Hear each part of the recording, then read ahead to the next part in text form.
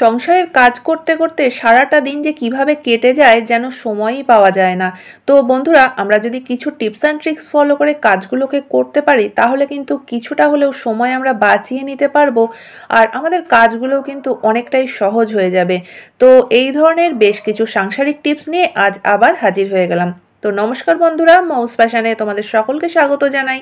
আশা করি তোমরা সকলেই ভালো আছো। তো চলো দেখে নেওয়া যাক আজকের প্রথম টিপস। প্রতিদিনের জামা কাপড় তো আমাদের প্রত্যেক দিনই ধোয়া কাচা করতে হয়, কিন্তু বন্ধুরা যখন আমরা কোনো পার্টি ফাংশনে যাই তখন আলমারি থেকে যে একটু দামি জামা কাপড়গুলো বের করে পরি সেগুলো কিন্তু আমরা বাড়ি ফেরার পর নিশ্চয়ই আবার ধুয়ে দিই না। আমরা কিন্তু সাধারণত এই জামা কাপড়গুলোকে আলমারিতে আবার রাখার আগে একটু রোদে দিয়ে তারপরে তুলে দিই, কিন্তু পরবর্তী সময় যখন এই জামা কাপড়গুলোই পরতে যাবে দেখবে যে এর থেকে কিন্তু একটা বাজে ঘামের গন্ধ আসতে থাকে।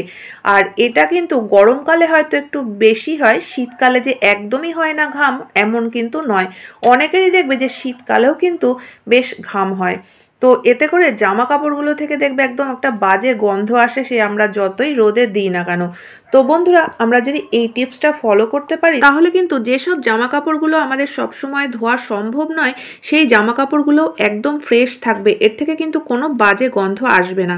তো তার জন্য যে কাজটা করতে হবে, এখানে দেখো আমি একটা পেপারের টুকরো নিয়ে নিয়েছি, আর এবার এই পেপারের টুকরোটা ব্লাউজের মাঝখানে এইভাবে করে রেখে তারপরে যদি আমরা ভাঁজ করে রেখে দিই তাহলে এর যে বাজে গন্ধ ঘামের সেটা কিন্তু এই পেপারেই টেনে নেবে, দেখবে আর কখনো খারাপ গন্ধ আসবে না। তো আমি ব্লাউজের মধ্যেও একটা পেপার দিয়ে রাখলাম, আর শাড়ির মধ্যেও কিন্তু একটা পেপার দিয়ে আমি শাড়িটাকে ভাঁজ করে দিলাম। এতে করে দেখবে শাড়ির ভাঁজটাও ঠিক থাকবে আর কোনো রকম কোনো বাজে গন্ধ আসবে না। তো দেখে নেওয়া যাক আজকে 2 নম্বর টিপস। বাচ্চারা যখন পড়াশুনো করতে বসে তখন দেখবে বাড়িতে যদি চেয়ার টেবিলও থাকে, চেয়ার টেবিলে না বসে তারা কিন্তু বিছানায় বসেই পড়াশুনো করতে বা ড্রয়িং করতে বেশি পছন্দ করে। আর তখন বিছানাটার অবস্থা দেখবে ঠিক এরকম হয়, বই খাতা থেকে শুরু করে সব কিছু ছড়ানো ছিটানো থাকে, আর তার সঙ্গে যখন ড্রয়িং করে তো কালারগুলোও কিন্তু এইভাবে ছড়িয়ে ছিটিয়ে থাকে। আর এই কালার করতে গিয়েই যদি বিছানার চাদরে লেগে যায় তো বিছানার চাদরটাও নোংরা হয়ে যায়, আর সেই কালার কিন্তু উঠাতেও কাচা ধোয়া করতে হয়। যে কাজটা করতে পারি বাচ্চারা যখন পড়াশুনো করতে বসবে বা ড্রয়িং করতে বসবে তার আগে যদি আমরা এরকম কোনো একটা পুরনো বিছানার চাদর যেটা আর আমরা ইউজ করি না সেটা যদি আমরা এইভাবে পেতে দিই আর তারপরে এর উপরে বসে পড়াশুনো করে বা ড্রয়িং করে তাহলে কিন্তু নিচের চাদরটা পরিষ্কার থাকবে, কোনোভাবে নোংরাও হবে না। আর কালার করতে গিয়ে যদি কোনো দাগ লেগেও যায় সেটা কিন্তু এই বাতিল দেওয়া চাদরটার উপরেই হবে। তো এরপরে কিন্তু আমরা পড়াশুনো হয়ে গেলে বা ড্রয়িং হয়ে গেলে এটা তুলে নিতে পারবো। এইভাবে করেই কিন্তু আমরা আমাদের প্রত্যেক দিনের কাজটা একটু কমিয়ে নিতে পারি বা খাটুনিটা একটু কমিয়ে নিতে পারি। প্রত্যেক দিন বিছানার চাদর কাচা ধোয়া বা পরিষ্কার করার কোনো প্রয়োজন পড়বে না, এই উপরের চাদরটা তুলে নিলেই নিচের চাদরটা একদম পরিষ্কার থাকবে। তো বাড়িতে যাদের ছোট বাচ্চা আছে আশা করি এই ছোট্ট টিপসটা তাদের সকলেরই কাজে লাগবে। ভালো লাগলে একটা অবশ্যই লাইক করে দিও। দেখে নেওয়া যাক পরবর্তী টিপস। বন্ধুরা, শীতকালে কিন্তু আমরা অনেকেই বেগুন পোড়া খেতে ভীষণ ভালোবাসি, আর রুটির সঙ্গে যদি একটু বেগুন পোড়া থাকে তাহলে কিন্তু খাওয়াটা একদমই জমে যায়। কিন্তু বেগুন পোড়াতে গিয়েও আবার আর একটা সমস্যা হয়। গ্যাসে বেগুন পোড়ানোর জন্য যখন আমরা বার্নারের উপরে এইভাবে করে রাখি তখন দেখবে যে একটু যখন বেগুনটা পোড়া পোড়া হয়ে যায় তখন কিন্তু বেগুনটা একদম এই বার্নারের সঙ্গে লেগে লেগে যায়, আর চারিপাশে দেখবে বেগুনের থেকে প্রচুর জল বেরোতে থাকে। তো এতে করে ওভেনটা তো নোংরা হয়ই, তার সঙ্গে বেগুনের খোসাটা এই বার্নারের সঙ্গে এমনভাবে আটকে যায় যে তখন কিন্তু দেখা যায় যে ফ্লেমটাও ঠিকমতো বেরোচ্ছে না। তো বেগুন পোড়া খেতে গিয়ে কিন্তু আমাদের খাটনি অনেকটাই বেড়ে যায়। তখন কিন্তু এই বার্নারটাকে আবার ভালোভাবে পরিষ্কার করতে হয়, আর না হলে দেখা যায় যে একদিক থেকে ফ্লেম বেরোচ্ছে আর একদিক থেকে কিন্তু ফ্লেম একদমই বেরোচ্ছে না। তো আমরা যে কাজটা করতে পারি, দেখো সরাসরি বার্নারের ওপরে বেগুনটাকে না রেখে একটা এরকম স্ট্যান্ড নিয়ে নিতে হবে। তো তার উপরে যদি আমরা বেগুনটাকে রেখে পোড়াই তাহলে কিন্তু দেখবে যে বেগুনটাও খুব ভালোভাবে পুড়ে যাবে, আর বার্নারের সঙ্গে কিন্তু বেগুনের খোসাটা কোনোভাবে আটকে যাবে না, একদম পরিষ্কার থাকবে বার্নার, আর বেগুনটাও কিন্তু খুব ভালোভাবে পুড়ে যাবে।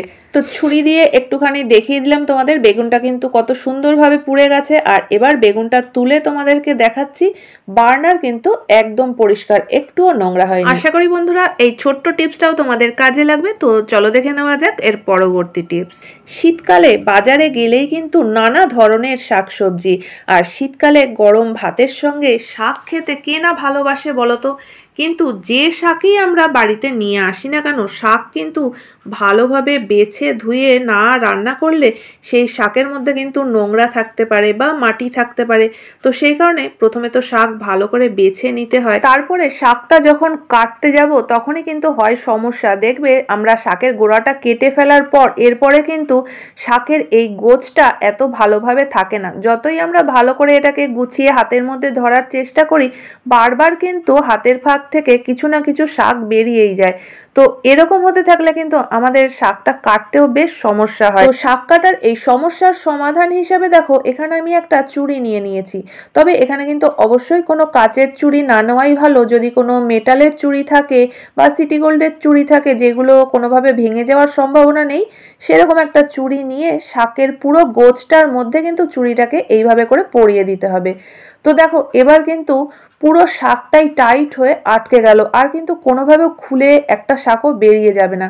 তো এবার শাকটা কাটতে কিন্তু আমাদের অনেকটাই সুবিধা হবে। তো চলো এবার শাকটা কেটে আমি তোমাদেরকে দেখাচ্ছি। তো দেখো এবার কিন্তু আর কোনো শাক এলোমেলো হয়ে যাচ্ছে না, আর চুড়িটার জন্য কিন্তু সুন্দরভাবে আটকে রয়েছে, আর আমাদের শাকটাও দেখো কত সহজে কাটা হয়ে যাচ্ছে। যখন চুড়ির কাছাকাছি চলে আসবে তখন চুড়িটাকে কিন্তু আবার একটু টেনে পিছনের দিকে সরিয়ে নিতে হবে। এতে করে কিন্তু হাত কাটারও কোনো সম্ভাবনা থাকবে না, কারণ আমরা যখন শাকটাকে হাতে করে ধরতে যাই তখন ছুরিটা কিন্তু একদম হাতের সামনাসামনিই ধরে থাকি, কিন্তু যেহেতু চুড়িটা দিয়ে আটকানো রয়েছে আমরা কিন্তু ছুরির থেকে অনেকটা পেছনে শাকটাকে ধরলেও কোনো রকম কোনো অসুবিধা হবে না। তো যাদের শাক কাটা নিয়ে সমস্যা হয়, আশা করি এই টিপসটা দেখার পর থেকে শাক কাটার সমস্যা আর কখনোই সমস্যা বলে মনে হবে না। তো আশা করি বন্ধুরা টিপসটা তোমাদের কাজে লাগবে। তো ভালো লাগলে অবশ্যই একটা লাইক করো। দেখে নেওয়া যাক পরবর্তী টিপস। ডাইনিং টেবিলে টেবিল ক্লথ তো আমরা সবাই পাতি, কিন্তু এর একটা ঝামেলাও রয়েছে। দেখবে আমরা যখন টেবিলে বসে খাওয়া দাওয়া করি তো হাতের চাপে পড়ে দেখবে একটা সাইড একদম ঝুলে যায় আর একটা সাইড একদম উঠে যায়। আর আমাদের কি করতে হয়, বারবার করে এই টেবিল ক্লথ টানাটানি করতে হয়, বারবার করে সোজা করতে হয়, কারণ একটা সাইড যদি অনেকটা ঝুলে থাকে আর একটা পাশ একদম উঠে থাকে তাহলে সেটা দেখতেও তো খুব খারাপ লাগে। তো সেই কারণে আমাদের দিনের মধ্যে অন্তত দুবার এই কাজটা করতেই হয়। তো এটা কিন্তু একটা খুবই বিরক্তিকর কাজ, একই কাজ বারবার করে করা। তো এমন একটা পদ্ধতি তোমাদের সঙ্গে আজকে শেয়ার করছি, এটা ফলো করলে যেমন এরকমভাবে ঝুলে থাকবে না, সেরকম বারবার করে কিন্তু সরেও যাবে না, একদম সেট হয়ে থাকবে। তো তার জন্য এখানে দেখো আমি নিয়ে নিয়েছি একটা ডাবল সাইডের টেপের একটা টুকরো, আর এবার টেবিলের কর্নারের যে অংশটা ঝুলে থাকে সেই অংশটাকে দেখো আমি এইভাবে করে একটু ফোল্ড করে নিলাম। তো এবার এই অংশটাকে এই ডাবল সাইডের টেপ দিয়ে আটকে দিতে হবে। তো এই কাজটা কিন্তু টেবিলের 4টে কোণাতেই করতে হবে। এইভাবে করে যদি আমরা ডাবল সাইডের টেপ দিয়ে 4 কোণায় এই ঝুলে থাকা অংশটাকে আটকে দিতে পারি, তাহলে কিন্তু দেখবে যে টেবিল মোছামুছি করা হোক বা যা কিছুই করি না কেন একইভাবে সেট হয়ে থাকবে, একটুও কিন্তু নড়াচড়া করবে না। বা আমাদের কিন্তু এই যে একটা এক্সট্রা কাজ দিনের মধ্যে বারবার করে টেবিল ক্লথটাকে সোজা করা, সেই কাজটাও কিন্তু আর করতে হবে না। তো আশা করি বন্ধুরা আজকের প্রত্যেকটা টিপসই তোমাদের কাজে লাগবে।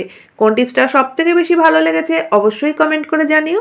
ভালো লাগলে চ্যানেলটিকে সাবস্ক্রাইব করে পাশে থাকা বেল আইকনটা অবশ্যই প্রেস করে দিও, যাতে নতুন ভিডিও আপলোড করলে নোটিফিকেশান সবার আগে তোমাদের কাছে পৌঁছে যায়। তাহলে বন্ধুরা আজকের মতো ভিডিও এখানেই শেষ করছি, দেখা হচ্ছে নতুন ভিডিওতে।